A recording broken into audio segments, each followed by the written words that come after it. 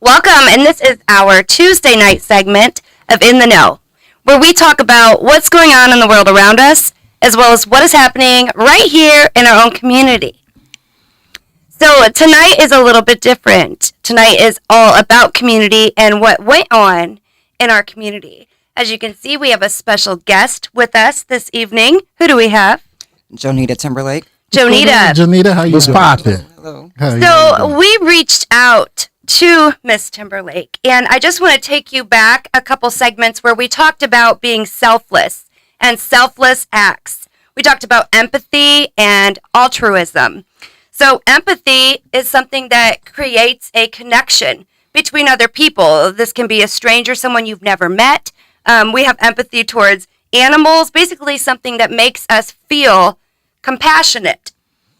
We are able to sense a suffering, and that creates sometimes an impulse to alleviate another person's suffering. This is all going to make sense when we hear Miss Timberlake's story. So before we get into our discussion, if you could just briefly let us know what happened that day. I had my daughter at practice, saw a house on fire, heard a child, and I went in. Wow. You went in, and this was what, a month ago, several weeks ago? No, it was Sunday on the 1st. Okay, It was okay. on the 1st. Okay, right here in Fort Wayne, right? Yes. Yeah. Now, where? Give us the scene. Where was it? What part of the day of it? And I know you said your daughter was in practice, but what was the scene that set up that you noticed the fire? Well, I parked on the street, and usually I go somewhere, come back for a little bit, but it was only an hour that day. So I was sitting in the truck reading a book, and I just smelled something. So I'm looking around, and I turn out the window, and I just see a bunch of black smoke. Crazy thing is, I started tying up my hair. I don't know why, but that's what happened. And I heard the deepest, most high-pitched, terrifying scream, and I knew it was a child. I jumped out, and I seen 5 kids standing in the archway of a house. It was terrifying. I don't know. I don't think I was at the moment. I think my adrenaline was moving. Mm-hmm. But they were in shock, I'm assuming. They were just standing there. The problem was it was a Burmese family. So I couldn't understand them. They couldn't understand me. So just trying to even get them to come to me was difficult. One of the children, she didn't have any clothes on. She kept saying shower, though, like over and over.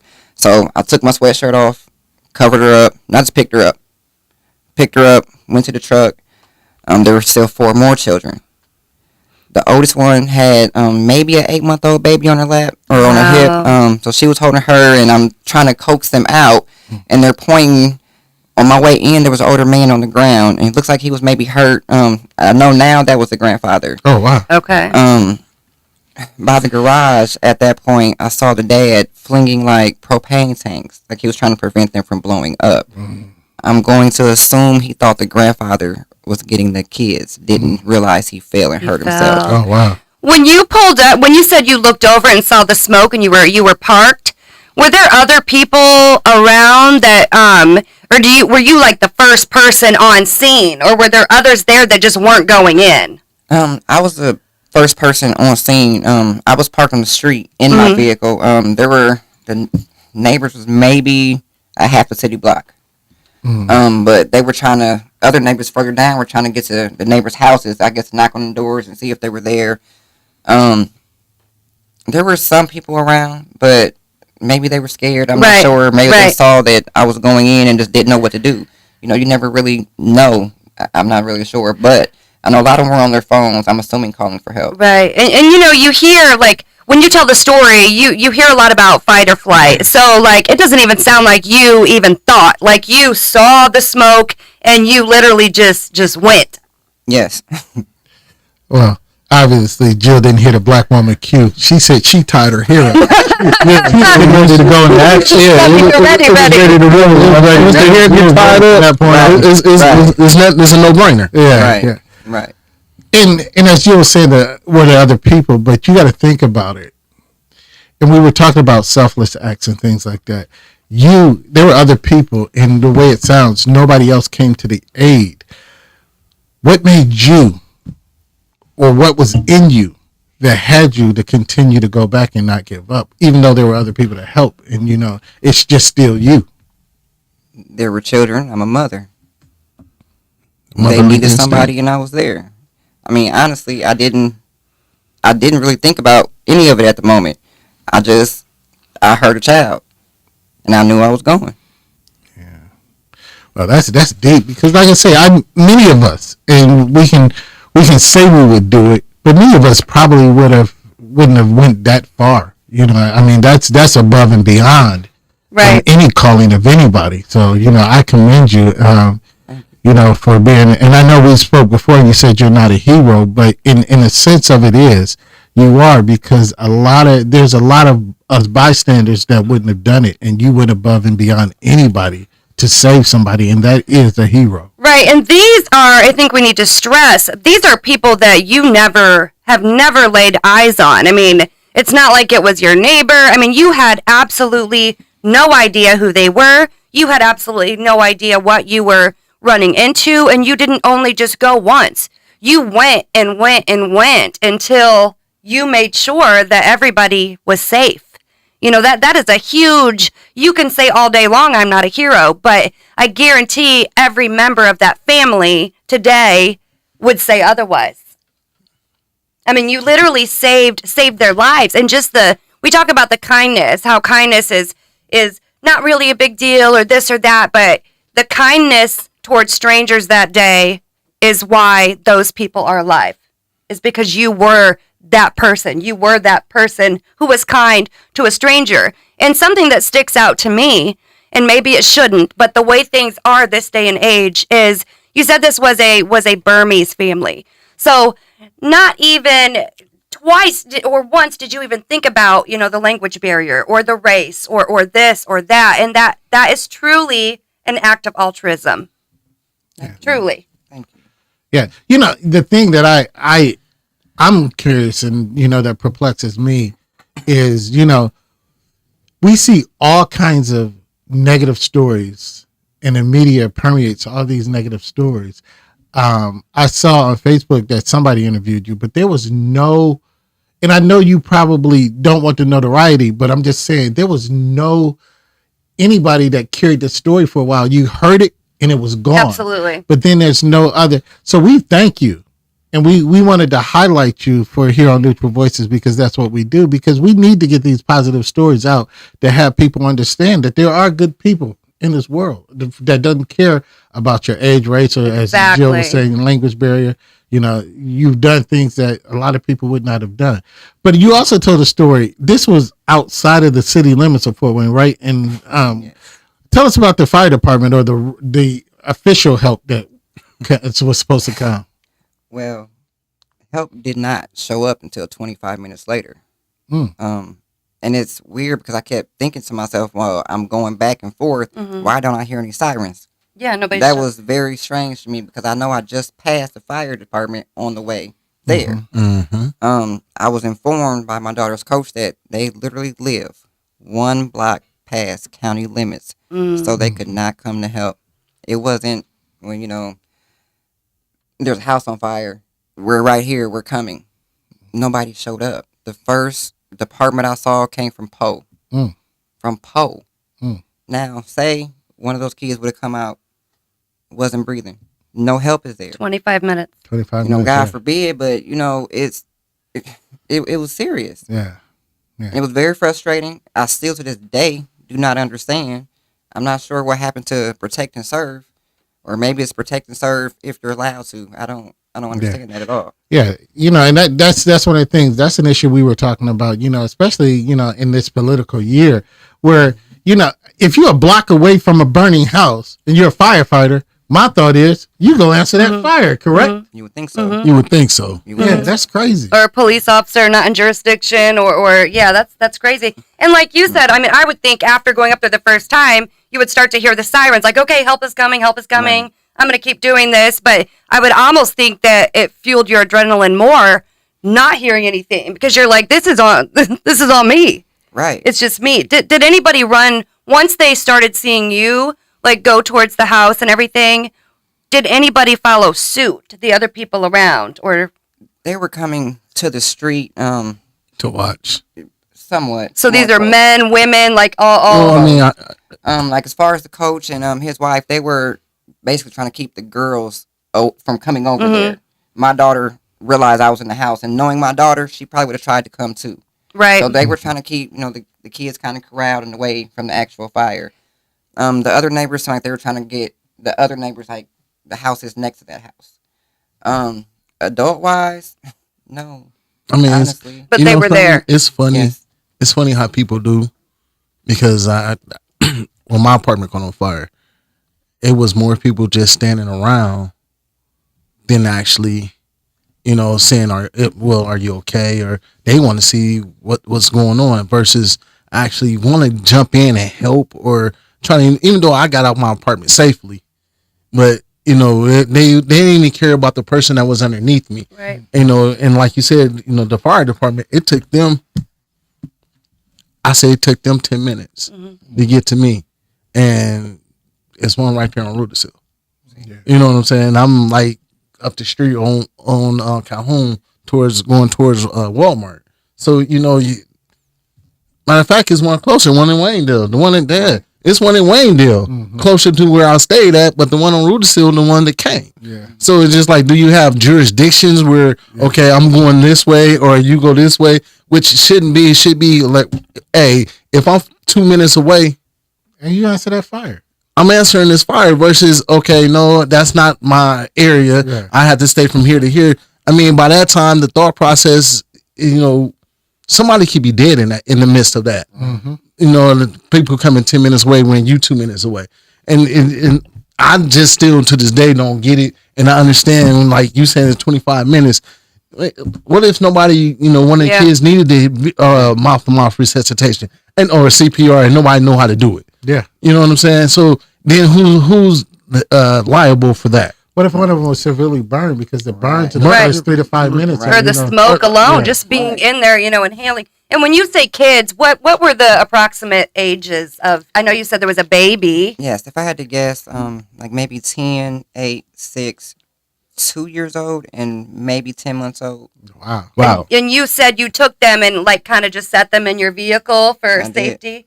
I did. And I mean, you had to have such a kind and calming demeanor, because for them to not understand you and to not understand what's happening or to not have a parent around, I mean, you not only had to corral them, but you had to figure out a way to speak with simply kindness and not language to calm them down, to let them understand that, I'm here to keep you safe. So there's just so many layers to this, so many things that you did in the heat of that moment. Now, when did you come to realize what you've done? I understand the heat of the moment, the heat of passion, adrenaline, and things such as that. You don't think, you just move. Right. When did you come to yourself and realize that, this is what I've done? Honestly, when a young man who was there, he's the brother of one of the girls, and he's been to my house. Most of the kids there have been in my house for one thing or another. He just asked me, he's like, Miss Nita, do you mind if I post something about this? Mm-hmm. And I really hadn't thought about it, honestly. I mean, I didn't. And I know earlier you asked, basically, was I afraid or did I think about maybe not going in? No, I never did. I've been through the worst fear of my life. So the fear just wasn't there. I just wanted to help. I was hoping I was able to help. And once I got over there wasn't a situation to where I was too late. Right. So I know I saw the article too, and so that was a friend that posted that. But like Clarence was saying, did any news station talk to you, like a news station from the media? No. Which doesn't, surprise us, because anybody that follows Neutral Voices knows we talk a lot about how the media portrays things or the race war or this or that. So I would think if we're truly trying to, present beautiful people, beautiful facts, that somebody would have jumped on that. But I'm not surprised that they did not. That's why we're here. They wouldn't, because here's the funny part about when my apartment caught on fire. The news people didn't show up until they found out there was a dead body. The lady that was staying under me had died. So they thinking she died of the fire.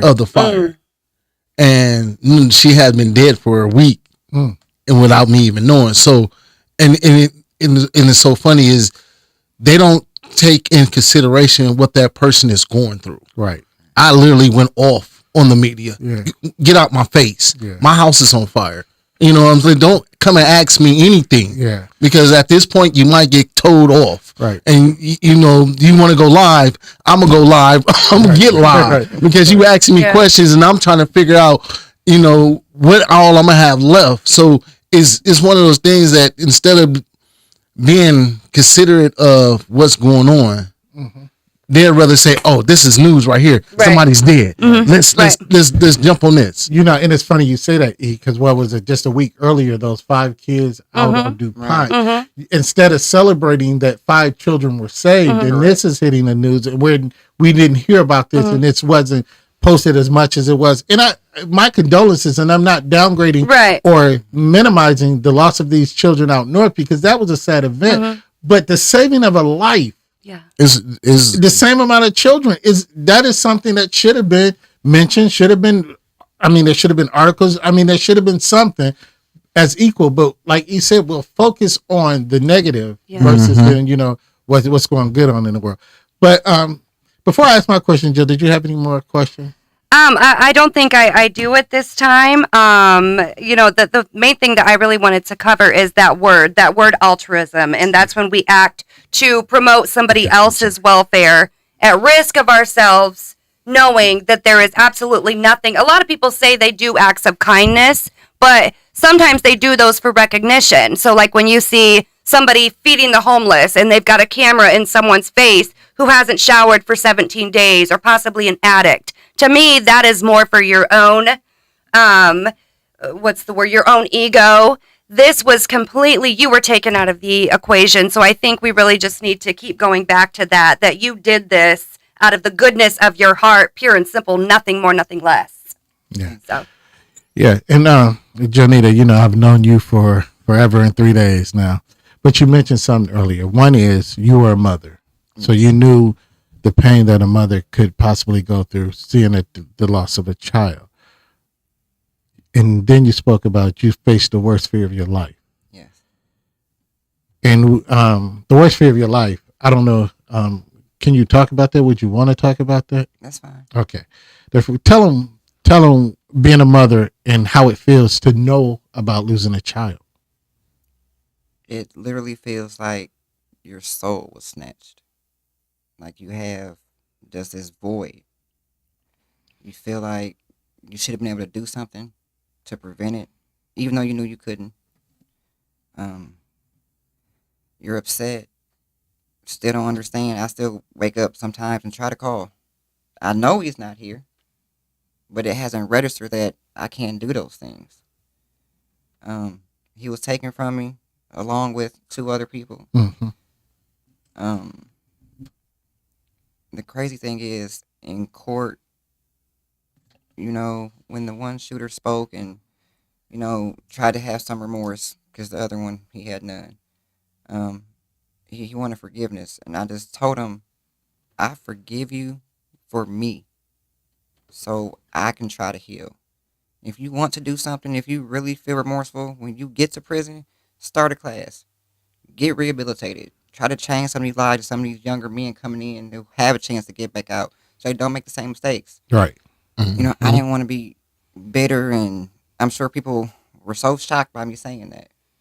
I'm sure I was expected to jump over the counter or cuss him out or call him every, you know. But after I said my piece to him, I went and hugged his mother. Why? Because she lost too. She lost, exactly. I mean, he's not gone, but he's gone. Right. You know, it was a lot of people hurting there. You know, not just me and the other mothers who lost their children. And it was rough. It still is rough. Yeah. And knowing that, how much of the factor once you heard that child's cry, how much of that really factored into you going into that house? Honestly, in that moment, none. None? Well, I thought about it after the fact. Okay. Right. But in that moment, none. Even if I wouldn't have went through that, I wouldn't have done anything different. That's the hero in you. Yep. There you go. That's the hero in you. As much as you don't want to wear that badge, I mean that's where it is. You know you're a beautiful person, a beautiful spirit.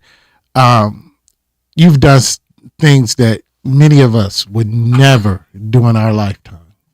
And some would be capable, but none of us would have that fortitude, that bravery, or anything to be able to do the things that you did.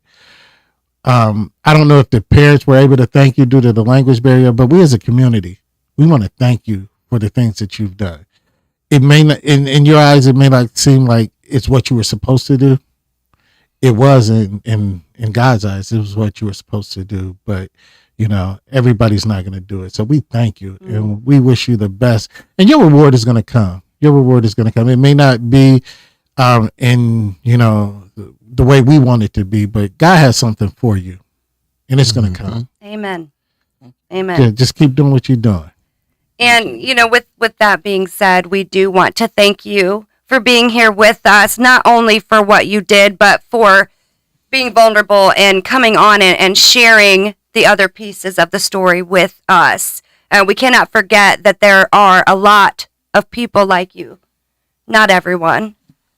Like Clarence said, I don't even know if I would have done that. But there are a lot of good people, and we need to change the narrative. We need to let the world know when things like this happen. So we want to thank you for being here with us. Thank you for being here with us, and we ask that you join us tomorrow. Same time, same place at 8:30 as we discuss farming, black farming specifically. We'll see you then. Protect your